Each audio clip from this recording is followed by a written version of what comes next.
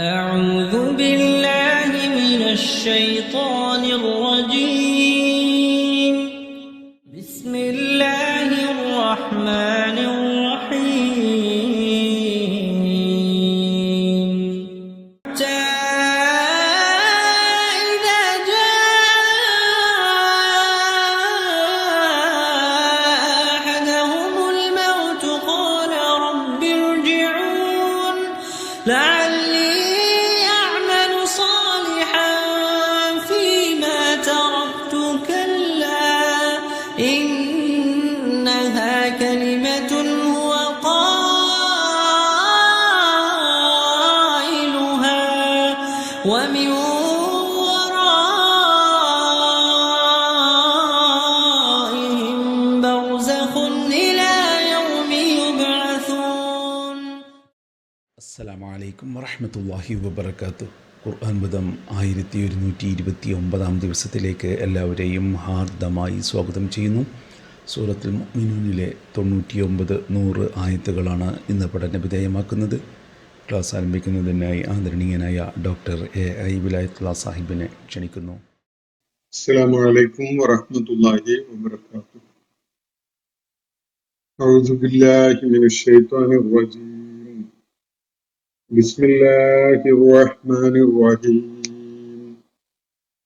حتى إذا جاء أحدهم الموت قال رب ارجعون لعلي أعمل صالحا فيما تركت كلا إنها كلمة هو قائلها ومن ورائهم برزخ إلى يوم يبعثون.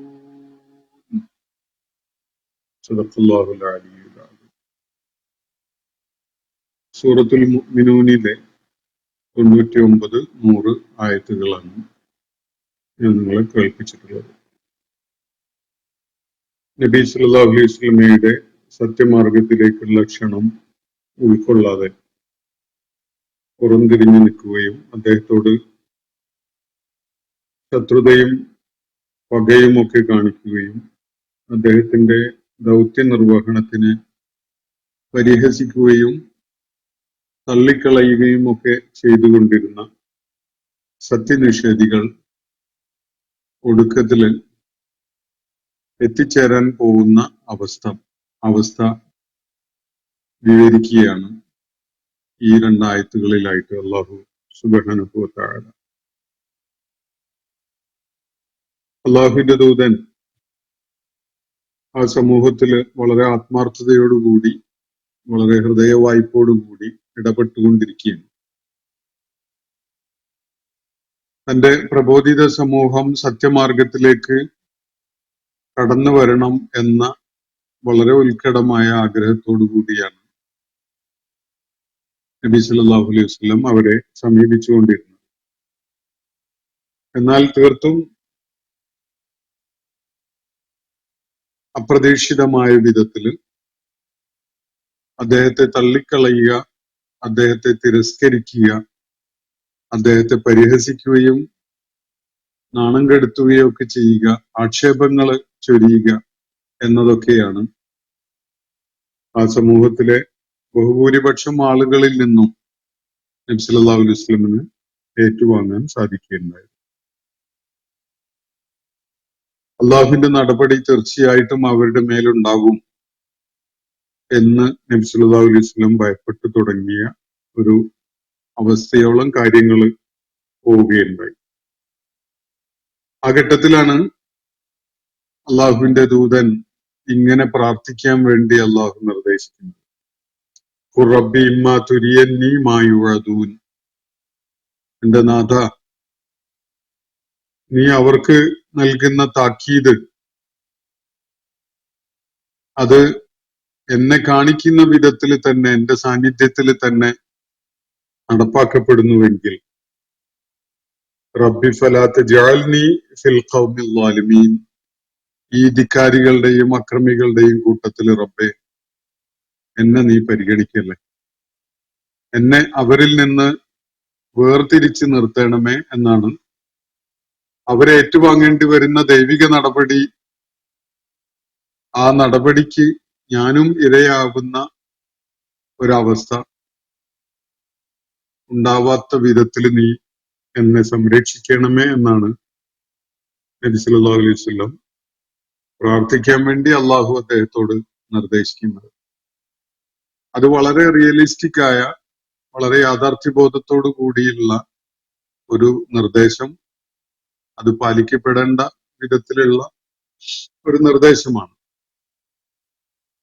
സമൂഹം കാണിച്ചുകൊണ്ടിരിക്കുന്ന ധാർഷ്ട്യവും നിഷേധവും തിരസ്കാരവും ഒക്കെ ധിക്കാരത്തിന്റെയും കടുത്ത അക്രമത്തിന്റെയും ഒക്കെ സ്വഭാവം കൈവരിച്ച് വളരെ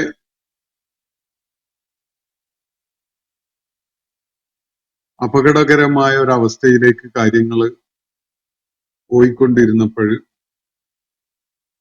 ആ സമൂഹത്തെ അത് ബോധ്യപ്പെടുത്തുകയും അത് അവർക്കിടയിൽ ദൗത്യം നിർവഹിച്ചുകൊണ്ടിരിക്കുന്ന പ്രവാചകന് തന്നെ അത് എന്തുമാത്രം അപകടകരമായ ഒരു സാഹചര്യമാണ് എന്നത് മനസ്സിലാക്കി കൊടുക്കുകയും ചെയ്യുക എന്ന ഒരു ലക്ഷ്യം ഈ ആയത്തുകൾക്കുള്ളതായിട്ട് നമ്മൾ കാണുകയുണ്ട്. എന്നാൽ ഒരു നയം എന്ന നിലക്ക് പിന്തുടരാൻ വേണ്ടി അള്ളാഹുവിന്റെ ദൂതനോട് അള്ളാഹു നിർദ്ദേശിക്കുകയുണ്ടായത് ഇദ്ഫഅ ബില്ലത്തി ഹിയ അഹ്സനു സയ്യിഅത്തിനെ ഹസനത്ത് കൊണ്ടാണ് നേരിടേണ്ടത് എന്നതാണ്, അല്ലെങ്കിൽ അഹസനായതുകൊണ്ട് നേരിടുക എന്നതാണ്. നികൃഷ്ടമായ, മോശമായ, മ്ലേച്ഛമായ സംഗതികളെ അതിനെ ഏറ്റവും മെച്ചപ്പെട്ടത് ബദലായി ഉയർത്തി കാണിച്ചുകൊണ്ടാണ് അതിനെ നേരിടേണ്ടത്. താത്വികമായ തലത്തിലും പ്രയോഗതലത്തിൽ അതിന്റെ മെത്തഡോളജി എന്ന നിലക്കും അത് തന്നെയാണ് പിന്തുടരപ്പെടേണ്ടത്. ഒരു ആദർശം എന്നുള്ള നിലക്ക് സയ്യിഅത്തായ ഒന്നിനെ, ഏറ്റവും ഉത്തമവും ഉദാത്തവുമായ ഒന്നിനെ ബദൽ നൽകിക്കൊണ്ടാണ് നേരിടേണ്ടത്. ആ നേരിടുന്ന രീതിക്കും ഈ സമാനമായ സ്വഭാവം ഉണ്ടാവേണ്ടതുണ്ട് എന്നതാണ് നമ്മളവിടെ കാണുകയുണ്ടായത്. അഹസനായതുകൊണ്ട് സയ്യിഅത്തിനെ നേരിടുക. നഹ്നു അഅലമു ബിമാ യസിഫൂൻ, ഇവര് ജൽപ്പിച്ചുകൊണ്ടിരിക്കുന്നതിനെ കുറിച്ചൊക്കെ നന്നായി അറിയുന്നവൻ, ഏറ്റവും നന്നായി അറിയുന്നവൻ നാം തന്നെയാണ് എന്ന് പറഞ്ഞതിന് ശേഷം പിശാചിന്റെ ദുർബോധനങ്ങളിൽ നിന്ന് അഭയം തേടാനാണ് നബി സല്ലല്ലാഹു അലൈഹി വസല്ലമയോട് അള്ളാഹു നിർദ്ദേശിച്ചത്. റബ്ബി അഊദു ബിക മിൻ ഹമസാത്തി ശയാത്തീൻ. പിശാച് മനസ്സിൽ പലതും തോന്നിപ്പിച്ചു തരുന്നുണ്ടാവും. ഏത് നല്ല ഉത്കൃഷ്ടമായ ദൗത്യവും നിർവഹിച്ചുകൊണ്ട് മുന്നോട്ട് പോകുന്ന ആളുകളുടെ മുന്നിൽ അവർക്കുള്ള വലിയ പരീക്ഷണമായിട്ട് പിശാചിന്റെ പ്രലോഭനവും പ്രേരണയും അതുപോലെ ദുഷ്ടമായ നിലപാടുകൾ അല്ലെങ്കിൽ ചീത്ത ഉദ്ദേശ ലക്ഷ്യങ്ങളെ തിരികെ കയറ്റുന്ന വിധത്തിലുള്ള ഒരു പ്രലോഭനം പിശാച് നിരന്തരം നടത്തിക്കൊണ്ടിരിക്കും. പിശാച് അതിൽ ഡിറ്റർമിൻഡ് ആണ്. അള്ളാഹുവിനോട് അങ്ങനെ ഒരു വാഗ്വാദം നടത്തിക്കൊണ്ട് അന്ത്യനാൾ വരെ നിന്റെ ഇബാദുകളെ ഞാൻ നിരന്തരമായി വഴിപിഴപ്പിച്ചുകൊണ്ടിരിക്കും. അവരുടെ മുൻഭാഗത്തൂടെയും പിൻഭാഗത്തൂടെയും വലതുഭാഗത്തൂടെയും ഇടതുഭാഗത്തൂടെയും ഒക്കെ അവരെ സമീപിച്ചുകൊണ്ട് അവരെ ദുഷിപ്പിക്കാൻ ഞാൻ നിരന്തരം ശ്രമിച്ചുകൊണ്ടിരിക്കുമെന്ന് വെല്ലുവിളിച്ചുകൊണ്ട് തന്റെ പ്രയാണം ആരംഭിച്ച ആളാണ് പിശാച്. അപ്പൊ ഈ പിശാചും ആ പിശാചിന്റെ അനുയായികളായിട്ടുള്ള ശയാത്തീന്മാര് അവരുടെ ഹമസാത്തിൽ നിന്ന് അള്ളാഹുവിൽ അഭയം തേടാൻ സത്യവിശ്വാസികളോട് അള്ളാഹുവിന്റെ ദൂതനോട് തീർച്ചയായിട്ടും ഇവിടെ നിർദ്ദേശിക്കപ്പെടുന്നുണ്ട്. ആ പാതയിലേക്ക് വരുന്ന സത്യവിശ്വാസികൾക്കും അത് ബാധകമാണ്. അഊദു ബിക റബ്ബി അൻ യഹ്ദുറൂൻ, അവര് എന്നെ സമീപിക്കുന്നതിൽ നിന്ന് തന്നെ, എന്റെ സാന്നിധ്യത്തിൽ അവരുണ്ടാകുന്നതിൽ നിന്ന് തന്നെ ഞാൻ നിന്നിൽ അഭയം തേടുന്നു എന്നാണ് തുടർന്ന് പറയാൻ വേണ്ടി നിർദ്ദേശിക്കപ്പെട്ടിട്ടുള്ളത്. ഇത് സത്യനിഷേധികൾ ഏറ്റവും അപകടകരമായ ഒരു അവസ്ഥയിൽ എത്തി നിൽക്കുന്നു എന്നത് ചൂണ്ടിക്കാണിക്കുന്ന ഒരു കാര്യമാണ്. അപ്പോ അവർക്കെതിരിൽ നടപടികൾക്ക് സാധ്യത വളരെ കൂടുതലാണ്. അത്തരം നടപടികൾ ഉണ്ടാകുമ്പോൾ അതിൽ നിന്ന് മുക്തി നേടാൻ, രക്ഷ നേടാൻ, അള്ളാഹുവിൽ അഭയം തേടാനാണ് ഇവിടെ നിർദ്ദേശിക്കപ്പെട്ടിരിക്കുന്നത്. അതേ സമയത്ത് ബാഹ്യമായ ദൈവിക നടപടികൾ ഉണ്ടാകുന്നതിൽ നിന്ന് രക്ഷ പ്രാപിച്ചത് കൊണ്ടെല്ലാം ആയില്ല. ആന്തരികമായി നമ്മളെ നശിപ്പിച്ചുകൊണ്ടിരിക്കുന്ന പിശാചുക്കള് വളരെ ശക്തമായ വിധത്തിൽ തന്നെ പ്രവർത്തിച്ചുകൊണ്ടിരിക്കുന്നുണ്ടാകും. പിശാച് ഹമസാത്ത് നടത്തിക്കൊണ്ടിരിക്കുന്നുണ്ടാകും. പിശാച് പല നിർദ്ദേശങ്ങള്, അഭിപ്രായങ്ങള് അല്ലെങ്കിൽ ആശയങ്ങള് ഒക്കെ ആയിട്ട് നമ്മളെ സമീപിക്കുന്നുണ്ടാകും. വലിയ മഹത്വമുള്ള ആശയവുമായിട്ട് മുന്നോട്ട് പോകുന്ന ആളുകളാണെങ്കിലും അവരുടെ മുഴുവൻ മഹത്വവും കെടുത്തിക്കളയുന്ന വിധത്തിലുള്ള ചിലതിലേക്ക് പിശാച് നമ്മളെ വലിച്ചു കൊണ്ടുപോയി എന്ന് വരും. അത്തരം സാധ്യതകളെ തൊട്ട് അള്ളാഹുവിൽ അഭയം തേടാൻ നിർദ്ദേശിക്കുകയാണ് നമ്മൾ ഇന്നലെ വായിച്ച ആയത്തില്. അള്ളാഹു ഈ പിശാചുക്കള് ഇടപെട്ട് കയറി കളിക്കുന്ന, അവര് വിഹരിക്കുന്ന ഒരു ഇടമായിട്ട് നമ്മളുടെ ഇടം മാറരുത് എന്ന വിധത്തിലാണ് അടുത്ത പ്രാർത്ഥന നിർവഹിക്കാൻ വേണ്ടി ഇവിടെ നിർദ്ദേശിക്കപ്പെട്ടത് നമ്മൾ കണ്ടത്. അഊദു ബിക റബ്ബി അൻ യഹ്ദുറൂൻ, അവരുടെ സാന്നിധ്യം അല്ലെങ്കിൽ അവരുടെ സാമീപ്യം, ഇത് രണ്ടും ഇല്ലാത്ത വിധത്തിൽ അവരെ അകറ്റിത്തരണമേ എന്നാണ് ആ പറയുന്നതിന്റെ ചുരുക്കം. അതിനെ തുടർന്ന് അള്ളാഹു ഈ നിഷേധികളുടെ അവസ്ഥയിലേക്ക് തന്നെ തിരികെ പോവുകയാണ് നമ്മൾ ഇന്ന് വായിച്ച 2 ആയത്തുകളിലായിട്ട്. എന്താണ് ഈ നിഷേധികളുടെ അവസ്ഥ? അള്ളാഹുവിന്റെ ദൂതൻ അവർക്ക് മുന്നിൽ അവതരിപ്പിക്കുന്ന ഏറ്റവും ഉത്കൃഷ്ടമായ, ഏറ്റവും ആശയസമ്പുഷ്ടമായ, ഏറ്റവും ശാസ്ത്രീയവും യുക്തിഭദ്രവുമായ ജീവിത ദർശനം, അതിനെ ഉൾക്കൊള്ളാൻ, അതിനെ സ്വീകരിക്കാൻ എന്നെങ്കിലും അവരുടെ മനസ്സ് പാകപ്പെടുമോ? നിഷേധികളുടെ മനോഘടന എന്ന് പറയുന്നത് വളരെ പ്രത്യേകമായിട്ട് തന്നെ പഠിക്കാൻ അർഹതയുള്ള, പഠിക്കേണ്ട സാധ്യത തുറന്നു കിടക്കുന്ന ഒരു വിഷയമാണ്. നമ്മള് നഫ്സുൽ ലവ്വാമയെ കുറിച്ചും നഫ്സും മുജ്രിമയെ കുറിച്ചും അല്ലെങ്കിൽ അതുപോലെ നഫ്സും മുത്മഇന്ന തുടങ്ങിയിട്ടുള്ള പദങ്ങൾ ഖുർആനിൽ ഉപയോഗിക്കുന്ന പരിചയപ്പെട്ടിട്ടുണ്ട്. മനസ്സിന് സംതൃപ്തിയും അതുപോലെ തന്നെ ശാന്തിയും കൈവരിക്കാൻ കഴിഞ്ഞിട്ടുള്ള അവസ്ഥ, അതുപോലെ കുറ്റപ്പെടുത്തിക്കൊണ്ടിരിക്കുന്ന മനസ്സിന്റെ അവസ്ഥ, അതുപോലെ അമ്മാറത്തും ബിസു ആയിട്ട് തിന്മയിലേക്ക് അതിശക്തമായി പ്രചോദിപ്പിച്ചുകൊണ്ടിരിക്കുന്ന അവസ്ഥയുള്ള മനസ്സ്. ഈ 3 അവസ്ഥകളെ കുറിച്ച് ഖുർആൻ പറഞ്ഞു തരുന്നുണ്ട്. അതിൽ ഈ 3ാമത്തെ അവസ്ഥ കൃത്യമായിട്ടും കുഫറിന്റേതും ഇജ്റാമിന്റേതുമായ അവസ്ഥയാണ്. അമ്മാറത്തും ബിസു. അമ്മാറത്തും ബിസു എന്ന് പറഞ്ഞാൽ, അമ്മാറത്ത് എന്ന് പറഞ്ഞാൽ കൽപ്പിക്കുന്നവൾ എന്നാണ് അർത്ഥം. കമാൻഡർ, അതൊരു ഫെമിനിൻ ജെൻഡർ ഫോമിലാണ് അറബിയിൽ ഇവിടെ ഉപയോഗിക്കുന്നത്. അപ്പോ അമ്മാറത്തും ബിസു ആയിട്ട് നഫ്സ് മാറിക്കഴിയുമ്പോ അത് നമ്മൾ അതിലൊരു തരം അഭിരമിക്കല് വന്നു ചേരുന്നുണ്ട്. നമ്മൾ അതിനോട് രാജിയായിട്ടുണ്ട്. തിന്മയോട് വെറുപ്പുണ്ടായിരിക്കെ തന്നെ അതിന്റെ ഇരയായി മാറുന്ന തരം തിന്മകളുണ്ട്. അപ്പൊ നമ്മൾ മദ്യപാനം ഒരു സംഗതി നല്ലത് എന്ന നിലക്ക് നമുക്കൊന്നും തോന്നുകയില്ല, മദ്യപിക്കുന്നവർക്കും തോന്നാറില്ല. പക്ഷെ അവരതിന്റെ ഇരകളായിട്ട് അങ്ങനെ മാറിക്കൊണ്ടിരിക്കും. അതേപോലെ തന്നെ വ്യഭിചാരം ഉദാഹരണത്തിന്, മറ്റു പലരെ കുറിച്ചും അത് പരാമർശിക്കപ്പെടുമ്പോ അല്ലെങ്കിൽ അത് അറിയാൻ കഴിയുമ്പോൾ നമുക്കത് അറപ്പുളവാക്കുന്ന ഒരു കാര്യമായി. പക്ഷെ ഒരു പ്രലോഭനം എന്നുള്ള നിലക്ക് അതിന്റെ സ്വാധീനം നമ്മളിൽ ഉണ്ടാകുമ്പോൾ നമ്മൾ അതിന്റെ ഇരകളായി പോകാനുള്ള സാധ്യത വളരെ കൂടുതലാണ്. അപ്പൊ ഇത്തരം സാധ്യതകളിൽ നിന്ന് മുക്തി നേടാൻ ഒരു ആത്മപ്രതിരോധം തീർക്കാനുള്ള ശ്രമം നിരന്തരമായിട്ട് ഉണ്ടാവേണ്ടതുണ്ട് എന്നത് ഇവിടെ സൂചിപ്പിക്കപ്പെട്ടതായിട്ട് നമ്മൾ കാണുകയുണ്ടായി. എന്നാൽ ഈ നിഷേധികളുടെ അവസ്ഥ, ഇതൊന്നും അവരെ ഏശുകയില്ല. അവര് ഉത്കൃഷ്ടമായതിനെ ഇഷ്ടപ്പെടുന്നവരോ നന്മയെ ആഗ്രഹിക്കുന്നവരോ അല്ലാതായി മാറിയിട്ടുണ്ടാവും. അവരുടെ മനോഘടന തിന്മയെ പൂജിക്കുന്നവരായി, തിന്മയെ ഇഷ്ടപ്പെടുന്നവരായി, തിന്മക്ക് വേണ്ടി നിലക്കൊള്ളുന്നതിൽ അഭിമാനം ഉള്ളവരായിട്ട് മാറുന്ന ഒരവസ്ഥയാണ്. അവരുടെ മനോഘടന ആ ഒരു അവസ്ഥയിലേക്ക് എത്തിയിട്ടുണ്ടാവും. ഈ ഒരു കാര്യം അള്ളാഹു സൂചിപ്പിക്കുകയാണ് ഇവിടെ. മൗത്ത്, ഈ നിഷേധികളിൽ ഒരാളുടെ അടുക്കൽ മരണം എത്തി എന്ന് സങ്കല്പിക്കുക.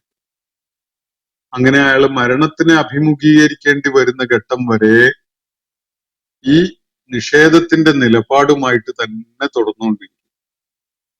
ദീർഘമായ കാലം ജീവിക്കാൻ അവസരം നൽകപ്പെട്ടിട്ടുണ്ടാകാം, പക്ഷെ അത് അവർക്ക് ഒരു നിലക്കും പ്രയോജനം ചെയ്യുകയില്ല. ജീവിതം എന്താണ് എന്ന് മനസ്സിലാക്കിയ ഒരാള് തനിക്ക് ലഭ്യമാക്കപ്പെട്ടിട്ടുള്ള ഒരു കുറഞ്ഞ കാലമാണെങ്കിൽ പോലും അത് അള്ളാഹുവിന്റെ തൃപ്തി നേടിക്കൊണ്ട് ജീവിക്കാനും അള്ളാഹുവിന്റെ തൃപ്തി നേടിക്കൊണ്ട് മരിക്കാനും കഴിയുന്ന വിധത്തിലായി പ്രയോജനപ്പെടുത്തുന്ന ഒരു ശ്രമം ഒരാളുടെ ഭാഗത്തു നിന്നുണ്ടാവും. പക്ഷെ മുജ്രിമായ ഒരാളുടെ കാര്യത്തില്, ഒരു നിഷേധിയായ ഒരാളുടെ കാര്യത്തില് അങ്ങനെ ഉണ്ടാവില്ല. അയാൾ നിരന്തരം ആ ലുൽമിലും കുഫറിലും ഇജ്റാമിലും ഒക്കെ ആയിട്ട് തന്നെയാണ് വിഹരിച്ചുകൊണ്ടിരിക്കുക. അത് ആയുസ് ഒരുപാട് നീണ്ടു കിട്ടി എന്നതുകൊണ്ട് അയാളില് എന്തെങ്കിലും പ്രയോജനം ഉണ്ടാക്കുമോ? അത് എന്തെങ്കിലും പരിവർത്തനം ഉണ്ടാക്കുമോ? ഈ നിഷേധം എന്നത് മനസ്സിൽ കുടിപ്പിക്കപ്പെട്ടിട്ടുള്ള ആളുകൾ, കുഫർ അവരുടെ മനസ്സിൽ കുത്തി നിറക്കപ്പെട്ടിട്ടുണ്ടെങ്കിൽ ആ ആളുകൾക്ക് നൂറ്റാണ്ടുകൾ തന്നെ ആയുസ് നൽകപ്പെട്ടു എന്നതുകൊണ്ട് ഒരു പ്രയോജനവും ഉണ്ടാവില്ല. അവർക്കുള്ള അവധി നീട്ടി കൊടുത്തു എന്ന് കരുതിയിട്ട് യാതൊരു ഗുണവും ഉണ്ടാവില്ല. പരീക്ഷാ ഹാളിൽ ചില വിദ്യാർത്ഥികളെ കാണാൻ പറ്റും. അവര് തുടക്കം മുതലേ തിരിഞ്ഞു കളിക്കുന്നുണ്ടാവും. അപ്പുറം ഇരിക്കുന്നവന്റെ കടലാസിലേക്ക് നോക്കിയോ അവനുമായി കമ്മ്യൂണിക്കേറ്റ് ചെയ്തോ വല്ലതുമൊക്കെ ചാടിച്ചെടുക്കാൻ പറ്റുമോ എന്നുള്ള ഒരു രീതിയിലാണ് തുടക്കം മുതലേ ഉണ്ടാവുക. അറിയുന്ന ചോദ്യങ്ങൾക്കുള്ള ഉത്തരങ്ങൾ പോലും എഴുതുന്നതിലല്ല അവന്റെ ശ്രദ്ധ ഉണ്ടാവുക. അങ്ങനെ ഏകദേശം പരീക്ഷയുടെ സമയം കഴിയാറായ ഘട്ടത്തില് ആയിരിക്കും അവന് സ്വന്തമായിട്ട് ശ്രമിച്ചാൽ വല്ലതൊക്കെ എഴുതാൻ പറ്റുന്ന ചോദ്യങ്ങൾ അവന്റെ ശ്രദ്ധയിലേക്ക് വരുന്നത്. അങ്ങനെയുള്ള ചില ആളുകൾ. എന്നിട്ട് അവസാനം പരീക്ഷയുടെ സമയം കഴിയുമ്പോ പിന്നെ കാണാൻ തട്ടിപ്പിടക്കലും സമയം നീട്ടിക്കൊടുക്കാൻ വേണ്ടിയുള്ള അഭ്യർത്ഥനകളും കരച്ചിലും പിഴിച്ചിലും ഒക്കെ ആയിട്ട് ഒരു 5 മിനിറ്റ്, 1 മിനിറ്റ്, 2 മിനിറ്റ് എന്നൊക്കെ പറഞ്ഞുകൊണ്ട് ഇവരിങ്ങനെ കളിക്കുന്നു. ഈ ഒരു പ്രകൃതമുള്ള ആളുകള് മനുഷ്യ ജീവിതത്തിന്റെ സത്യാസത്യം തിരിച്ചറിഞ്ഞുകൊണ്ട് നിലപാടുകൾ സ്വീകരിക്കേണ്ട ഒരു അനിവാര്യത ജീവിതത്തിലുണ്ട് എന്നത് മനസ്സിലാക്കിക്കൊണ്ട് ഉത്തരവാദിത്വ ബോധത്തോടു കൂടി പ്രവർത്തിക്കുന്ന ഒരു നിലപാടല്ല നിഷേധത്തിന്റെ ആളുകൾക്ക് ഉണ്ടാവുക. അവർക്ക് ആയുസ് ഒരല്പം നീട്ടിക്കിട്ടി എന്നതുകൊണ്ട്, അല്ലെങ്കിൽ ജീവിതത്തില് ആലോചിക്കാനും കാര്യങ്ങളിൽ ശരിയായ നിലപാടെടുക്കാനും ഒക്കെ അവസരം വർദ്ധിപ്പിച്ചു കിട്ടി എന്നതുകൊണ്ട് എന്തെങ്കിലും പ്രയോജനം ഉണ്ടാകുമോ എന്നതാണ് ഇവിടുത്തെ വിഷയം. അപ്പൊ അള്ളാഹുവിടെ സൂചിപ്പിക്കുന്ന അങ്ങനെ ഈ നിഷേധികളിൽ അവര് ആ അവസ്ഥയിൽ നിഷേധത്തിലും കുഫറിലും ഈ ധിക്കാരപരമായ പ്രവർത്തനങ്ങളിലുമായിട്ട് തന്നെ തുടരുകയാണ്. ഏതുവരെ? അവരിൽ ഒരാളെ മരണം സമീപിക്കുന്നത് വരെ. മരണം അവരിൽ ഒരാളുടെ അടുക്കലേക്ക് എത്തുകയാണ്. കാല, അപ്പോഴാണ് അയാളിൽ വലിയൊരു ഞെട്ടലുണ്ടാകുന്നതും അയാൾ ഇങ്ങനെ പറയുന്നത്. കാല റബ്ബിർജിഊൻ, എന്റെ നാഥ നീ എന്നെ തിരിച്ചയക്കണമേ എന്നാണ്. എങ്ങോട്ടാണ് തിരിച്ചയക്കേണ്ടത്? ജീവിതം എന്നൊരവസ്ഥയിലായിരുന്നല്ലോ നേരത്തെ ഉണ്ടായിരുന്നത്. ഭൂമുഖത്ത് ഓരോരുത്തർക്കും അനുവദിക്കപ്പെട്ടിരിക്കുന്ന ടെന്യൂർ ഓഫ് ലൈഫ്, അത് തീർന്നു പോകാത്ത വിധത്തില് ആ ജീവിതത്തിലേക്ക് തന്നെ നീ എന്നെ തിരിച്ചയക്കണമേന്ന്. മരണം കൺമുന്നിൽ എത്തി നിൽക്കുന്ന ഘട്ടത്തിലാണ് അയാൾ കണ്ണു തുറക്കുന്നതും അവസരം നീട്ടിത്തരണം എന്ന് അള്ളാഹുവിനോട് അഭ്യർത്ഥിക്കുന്നത്. എന്തിനാണ്? ലഅല്ലി അഅമലു സ്വാലിഹൻ ഫീമാ തറക്ത്, ഞാൻ വിട്ടേച്ചു പോന്ന, അല്ലെങ്കിൽ ഞാൻ ഉപേക്ഷിച്ചുകൊണ്ട് കടന്നു പോന്ന ആ വഴികളിൽ ഞാന്, ആ ജീവിത സരണിയിൽ ഞാന് നല്ല അമല് ചെയ്യുന്നവനാകുന്നതിന് വേണ്ടിയാണ് എന്നാണ് അവൻ പറയുക. പടച്ച തമ്പുരാനെ, എനിക്ക് ദീർഘകാലം ജീവിക്കാൻ പറ്റിയെങ്കിലും യാതൊരു വിധത്തിലുള്ള നന്മയും ചെയ്യാൻ പറ്റിയിട്ടില്ല. അതുകൊണ്ട് എന്നെ നീ ആ ജീവിതത്തിന്റെ അവസ്ഥയിലേക്ക് തന്നെ ഒന്ന് തിരിച്ചയക്കണമേ, എനിക്ക് നന്മ ചെയ്യാൻ വേണ്ടിയാണ് എന്നാണ് ആ ഘട്ടത്തില് അയാൾ വിളിച്ചു പറയുന്ന കാര്യം ഇങ്ങനെയാണ്: ലഅല്ലി അഅ്മലു സ്വാലിഹൻ ഫീമാ തറക്ത്. ഞാൻ പിന്നിട്ട എന്റെ ഒരു സ്പേസ്, ഒരു ടെന്യർ ഉണ്ടായിരുന്നു, ടെന്യർ ഓഫ് ലൈഫ് ഉണ്ടായിരുന്നു.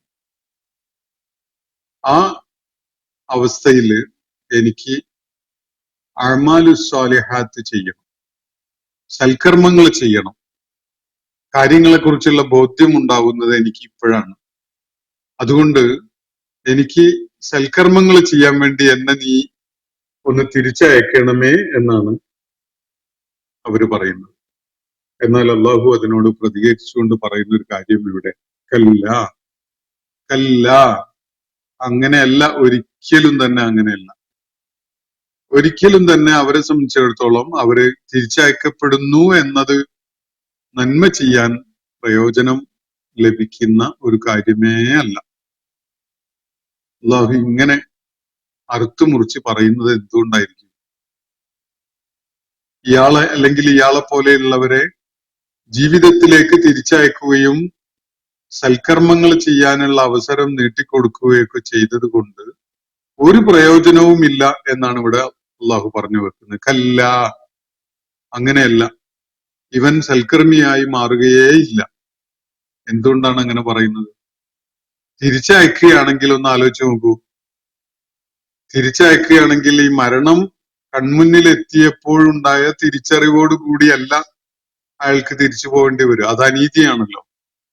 അത് ചോദ്യക്കടലാസ് നേരത്തെ കൊടുത്തിട്ട് പരീക്ഷ എഴുതാൻ അവസരം കിട്ടിയ ഒരാളെ പോലെ ആയിരിക്കും അത്.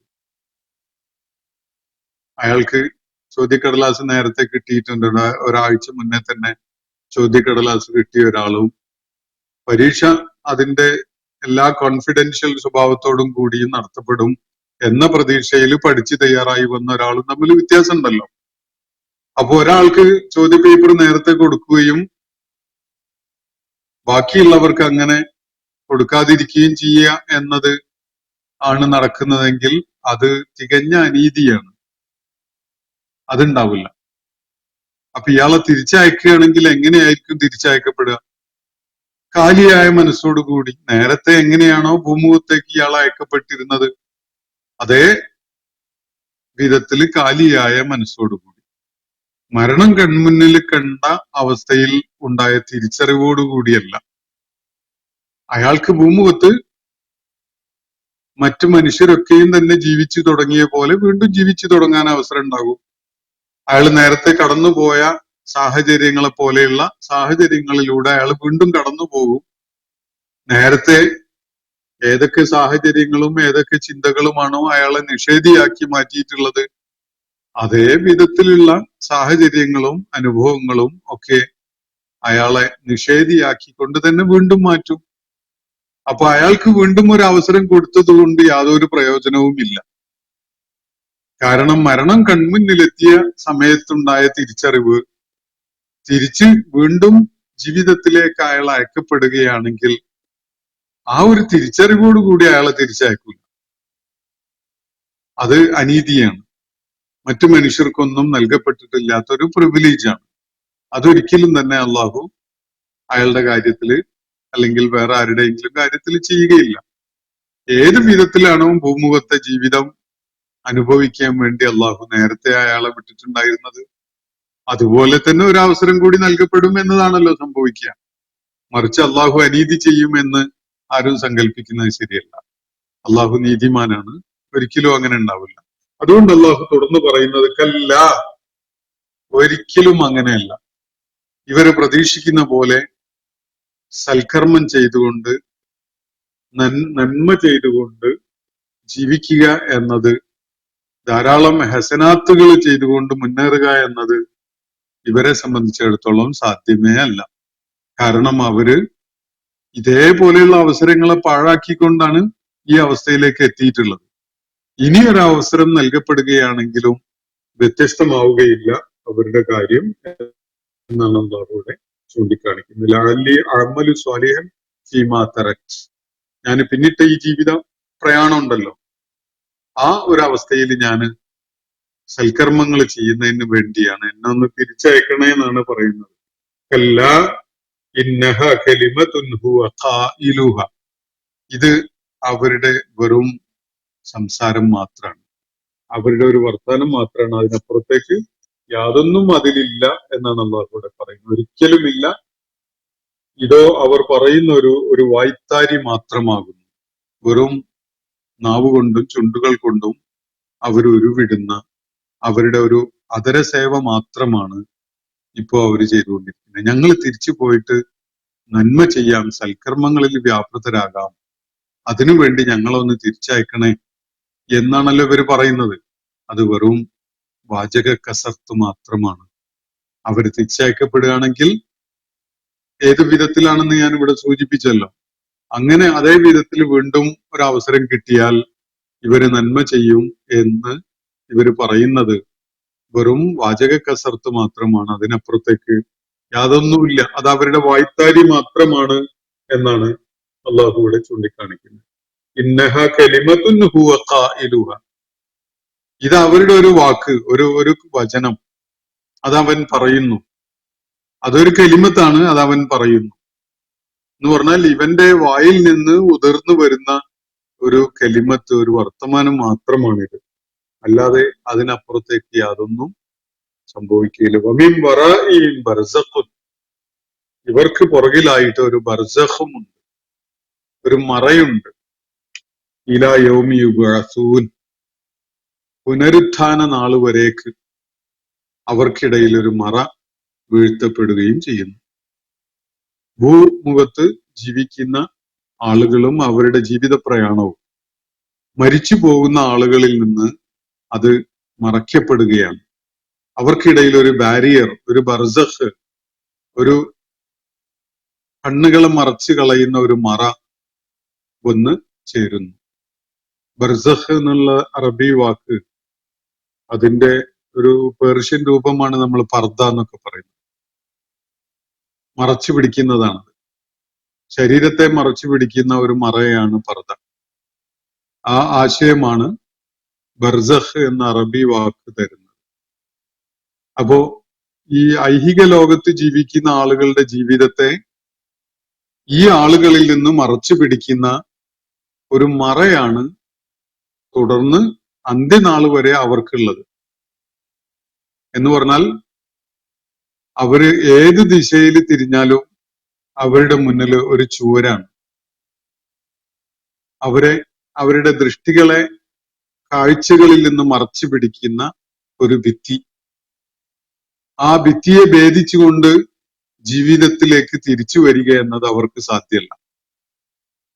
അവരെ ഒരു മറയിട്ട് നിർത്തിയിരിക്കുകയാണ്. എത്ര കാലമാണ് ആ മറയിട്ട് നിർത്തപ്പെട്ട അവസ്ഥയിൽ ഉണ്ടാവുക? ഇലാ യൗമി യുബ്അസൂൻ. എല്ലാവരെയും അള്ളാഹു പുനരുജ്ജീവിപ്പിച്ച് തന്റെ മുന്നിൽ ഹാജരാക്കുന്ന ആ നാളുവരെ, ആ നാളുവരെ അവർക്കൊരു ബർസഖാണ് അവരുടെ മുന്നിലായിട്ടുള്ളത്. അപ്പുറത്തേക്ക് ജീവിതത്തിലേക്ക് തിരിച്ചു വരാൻ പറ്റുന്ന വിധത്തിലോ അതിലേക്കൊന്ന് എത്തി നോക്കാൻ പറ്റുന്ന വിധത്തിലോ ഉള്ള ഒരു സാധ്യത ഇല്ലാത്ത വിധത്തില് നാലുപാടും അടഞ്ഞു കിടക്കുന്ന ഒരവസ്ഥയാണ് അവരെ സംബന്ധിച്ചിടത്തോളം ഉണ്ടാവുക. ഇലാ യൗമി യുബ്അസൂൻ. പുനർജീവിപ്പിക്കപ്പെടുന്ന, പുനരുത്ഥാനം സംഭവിക്കുന്ന ആ നാള് വരെ അങ്ങനെയായിരിക്കും. പിന്നെ അമലിന് അവസരമില്ല. കർമ്മങ്ങൾ ചെയ്യാൻ ഞാൻ ഏതായാലും ഇവിടെ വെറുതെ ഇങ്ങനെ ഇരിക്കുകയല്ലേ, ഞാനൊന്ന് തിരിച്ചുപോയി ഇനി അള്ളാഹു തആല അന്ത്യനാള് സംഭവിപ്പിക്കുകയും ആളുകളൊക്കെ പുനർജീവിപ്പിക്കുകയൊക്കെ ചെയ്യുന്ന സമയം എത്തുന്നത് വരെ ഞാൻ വെറുതെ ഇരിക്കുകയാണല്ലോ, ഒന്ന് അങ്ങോട്ട് തിരിച്ചു പോയിട്ട് വല്ലതൊക്കെ ഗുണകരമായത് ചെയ്യട്ടെ. ഇനി അള്ളാഹു തആല എനിക്കൊരു ഗുണം ചെയ്തിട്ടില്ലെങ്കിലും സമൂഹത്തിന് എന്തെങ്കിലും ഗുണം ഉണ്ടാവട്ടെ എന്ന നിലക്ക് വല്ല സേവന പ്രവർത്തനങ്ങളും ചെയ്തുകൊണ്ട് പോകാൻ പറ്റുമോ അവർക്ക്? അള്ളാഹു പറയുന്ന അവർക്ക് അങ്ങനെ തിരിച്ചു പോകാൻ കഴിയില്ല. അവരെ ഒരു മറയിട്ട് തടഞ്ഞു വെച്ചിട്ടുണ്ടാകും. അത് അന്ത്യനാൾ വരെ തുടരുകയും ചെയ്യും. അവരുടെ അവസരം കഴിഞ്ഞു. വളരെ മനസ്സിനെ സ്പർശിച്ചുകൊണ്ട് മാത്രം നമുക്ക് കടന്നു പോകാൻ കഴിയുന്ന ഒരു ഭാഗമാണ് വിശുദ്ധ ഖുർആന്റെ ഈ 2 ആയത്തുകൾ. അള്ളാഹു ഒരു തുടക്കം അടയാളം ഇട്ടിട്ടുണ്ട്, അതാണ് നമ്മളുടെ ജനനം. അള്ളാഹു ഒരു ഒടുക്കം അടയാളം ഇട്ട് വെച്ചിട്ടുണ്ട്, അതാണ് നമ്മളുടെ മരണം. അതിനിടയിലുള്ള സമയം മാത്രമേ ഉള്ളൂ. സമയം പാഴാക്കുന്നവര്, അലക്ഷ്യമായിട്ട് ജീവിതത്തെ കൈകാര്യം ചെയ്യുന്നവര്, അപകടകരമായ ജീവിത സാഹചര്യങ്ങളിലേക്ക് സ്വയം എഴുന്നള്ളിച്ച് കൊണ്ടുപോകുന്നവര് ഒക്കെ ശ്രദ്ധിക്കേണ്ട ഒരു കാര്യം, നമ്മുടെ കയ്യിലുള്ള മൂലധനം സമയമാണ്. ഈ സമയം പാഴാക്കി കളഞ്ഞാൽ, മൂലധനം നശിപ്പിച്ച് സ്വന്തം കച്ചവട സംരംഭത്തെ പരാജയപ്പെടുത്തിയ ഒരാളുടെ അവസ്ഥയാണ് ഉണ്ടാവുക. മൂലധനം വളരെ കരുതലോടുകൂടി കൈകാര്യം ചെയ്യേണ്ട ഒരു സംഗതിയാണ്. നമുക്ക് ആദായമുണ്ടായാൽ, വരുമാനമുണ്ടായാൽ, ലാഭം ഉണ്ടായാൽ നമുക്ക് അല്പമൊക്കെ ലാവിഷാകാൻ സാധിച്ചെന്ന് വരും. നമ്മളുടെ കാര്യത്തിലും ബാക്കിയുള്ളവരുടെ കാര്യത്തിലും ഒക്കെ നമുക്ക് കുറച്ച് ഉദാരതയോടുകൂടി കാര്യങ്ങളെ കൈകാര്യം ചെയ്യാൻ പറ്റിയെന്ന് വരും. മൂലധനം തന്നെ നഷ്ടപ്പെടുത്തുക എന്ന് പറയുന്നത് വളരെ മൂഢമായ ഒരു നിലപാടാണ്. മനുഷ്യന്റെ ഏറ്റവും വലിയ മൂലധനം എന്ന് പറയുന്നത് ഈ 2 അടയാളപ്പെടുത്തലുകൾക്കിടയിലുള്ള അവന്റെ സമയമാണ്. ജനനം, മരണം. അതിനിടയിലുള്ള അവന്റെ അള്ളാഹു അനുവദിച്ച് നൽകിയിട്ടുള്ള സമയമാണ് യഥാർത്ഥത്തിൽ അവന്റെ മൂലധനം. അത് വിനിയോഗിക്കുന്നതിന് ഒരു സൂക്ഷ്മതയും ശ്രദ്ധയും ജാഗ്രതയും ഇല്ല എങ്കിൽ വളരെ അപകടകരമായൊരു രീതിയിലാണ്, അല്ലെങ്കിൽ ഒരു സ്വഭാവത്തോടു കൂടിയാണ് അയാള് മുന്നോട്ട് നീങ്ങുന്നത് എന്നാണ് അതിന്റെ അർത്ഥം. മരണം ആസന്നമാകുമ്പോ, പടച്ചവനെ നീ എന്നെ തിരിച്ചയക്കണമേ, ഞാൻ സൽക്കർമ്മങ്ങളൊന്നും വേണ്ട വിധം ചെയ്തിട്ടില്ലല്ലോ, ഞാൻ പോയി കുറച്ച് സൽക്കർമ്മങ്ങളൊക്കെ ചെയ്തിട്ട് തിരിച്ചു വന്നേക്കാം എന്ന് പറഞ്ഞതുകൊണ്ട് അത് സ്വീകരിക്കാൻ പോകുന്നില്ല. തിരിച്ചു നടക്കാൻ നോക്കുമ്പോ അങ്ങോട്ടുള്ള വഴി ബ്ലോക്ക് ആയിട്ടുണ്ടാവും, അവിടെ ഒരു ബർസഖ് വന്ന് വീണിട്ടുണ്ടാവും, തിരിച്ച് ജീവിതത്തിലേക്ക് കടക്കാൻ കഴിയില്ല. ഇതിന്റെ ഒരു ഗ്രാഫിക് റെപ്രസെന്റേഷൻ എത്രയോ ആളുകൾ നമുക്ക് നടത്തിയിട്ടുള്ളത് പല സോഷ്യൽ മീഡിയ സംഗതികളിലും വീഡിയോ ക്ലിപ്പുകളിലും ഒക്കെ കാണാൻ കഴിയും. നമ്മൾ മരിച്ചെങ്ങനെ കിടക്കുകയാണ്, നമ്മളുടെ മയ്യത്ത് പരിചരിക്കാനും മയ്യത്ത് കുളിപ്പിച്ച് മയ്യത്ത് നിസ്കാരം നിർവഹിച്ച് കബറടക്കാനും ഒക്കെ ഉള്ള ഒരുക്കങ്ങൾ ആളുകൾ ചെയ്തുകൊണ്ടിരിക്കുകയാണ്. ഈ മരിച്ച ആള് ഇതൊക്കെ കാണുന്ന ഒരു അവസ്ഥ ഒന്ന് ആലോചിച്ച് നോക്കൂ. അയാളുടെ മനസ്സിൽ അതിശക്തമായ പ്രേരണയുണ്ട് ഈ ജീവിതത്തിലേക്ക്, ഇവരുടെ അടുക്കിലേക്ക് ഒന്ന് തിരിച്ചു പോയിട്ട് ഒന്ന് വിളിച്ചു പറയണം സത്യം, എന്നിട്ട് ആ സത്യമാർഗത്തിൽ ഒന്ന് മുന്നേറണം എന്നൊക്കെയുള്ള പൂതി ഉണ്ടാകും. പക്ഷെ അയാൾക്ക് കണ്ടു നിൽക്കുക എന്നല്ലാതെ അതിനപ്പുറത്തേക്ക് യാതൊന്നും ചെയ്യാൻ സാധ്യല്ല. ഒരു ബർസഖ് വന്ന് വീണ് കഴിഞ്ഞു, ഒരു മറയിട്ട് കഴിഞ്ഞു. നമ്മൾ ഇടപാടുകളുടെ കാര്യത്തിൽ പലപ്പോഴും വിചാരിക്കാറുണ്ട്. വർഷങ്ങൾക്ക് മുമ്പ് എൻ്റെ സഹോദരി വിടവാങ്ങിയപ്പോ ദിവസങ്ങളോളം എനിക്ക് ഉറക്കത്തില് അവരോട് ഫോൺ ചെയ്യാനോ സംസാരിക്കാനോ ഒക്കെ ഉള്ള ഒരു തോന്നൽ ഉണ്ടാകാറുണ്ടായിരുന്നു. പലതും പറഞ്ഞു തീരാത്തതുണ്ട് എന്നുള്ള ഒരു തോന്നൽ. അതുകൊണ്ട് ഇടക്ക് വിളിക്കാന് ഉറക്കത്തില് അവർക്ക് വേണ്ടി, അവരെ വിളിക്കാൻ വേണ്ടി ഫോൺ എടുക്കാൻ വരെ ഒരു പ്രേരണ തോന്നിയ ഒരു സമയം. അപ്പോ യഥാർത്ഥത്തില് ഇടപാടുകൾ ഒക്കെ തന്നെ നമ്മളുടെ കണ്ണ് ചിമ്മിക്കുന്നത് വരെ നമുക്ക് അവസരമുള്ളൂ. പിന്നെ നമ്മളുടെ സ്വത്ത്, നമ്മളുടേതായിട്ട് നമ്മൾ കരുതുന്ന എല്ലാം മറ്റു പലരുടേതും ആയിക്കഴിഞ്ഞു കണ്ണ് ചിമ്മുന്നതോടുകൂടി.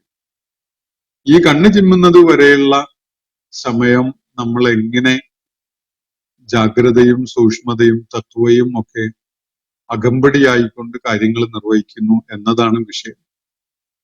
കൺമുന്നിൽ മരണം എത്തിക്കഴിഞ്ഞതിന് ശേഷം വിലപിച്ചുകൊണ്ട് അള്ളാഹുവിനോട് കേണ് ഇങ്ങനെ പറഞ്ഞതുകൊണ്ട് കാര്യമില്ല.